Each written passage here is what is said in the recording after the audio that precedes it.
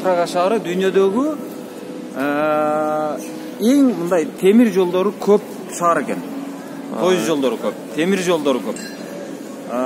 Шаардын ичинде кыйма чийме жанагы ушул темир жолдору бар экен. Анда трамвайлар ушул кыйма чийме жүрөт. Бул жакта жанагы биздин Бишкекке окшоп түтүн жыттанбайт. Себеби коомдук транспорт көбүнчө жанагы метро, трамвай, анан автобус болгон үчүн автобустар дагы шаардын сыртында жүрөт экен. Көбүнчө. Мисалы маршруттук автобустар. Шаардын ичинде көбүнчө трамвай менен метро экен. Трамвай жүрбөгөн жер жок экен. Бул жакта автомобиль минип жүрүүнүн дээрлик кереги жок экен. Анан эң айла кетсе, жөн баскым келбейт дей турган болсоңуз, жанагындай самокаттар бар экен, баягы электр менен иштей турган.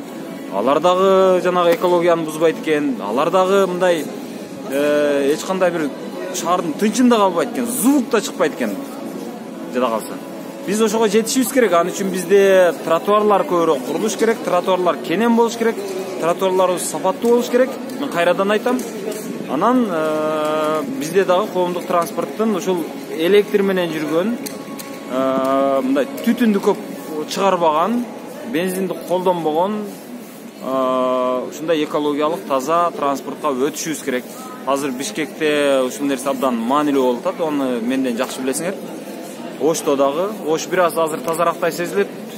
Бирок Бишкек болбой эле калган. Мен Оштон Бишкекке келгенде мен дайым сезчүмүн. Жайында дагы шаар түтүн жыттанып турат эле дайымачы. Азыр эми ошол жарылды. Элдер азыр кыш болгондо гана көрүп атат, шаарды түтүн каптап калган. Андай болбош керек. Бул мурда Кытайды сөз кылчу элек, азыр биз Кытайга жетип бардык ошол жагынанчы. Ошон үчүн мына Прагадан ушу Европа шаарларынан көрө үлгү алышыбыз керек го дейм.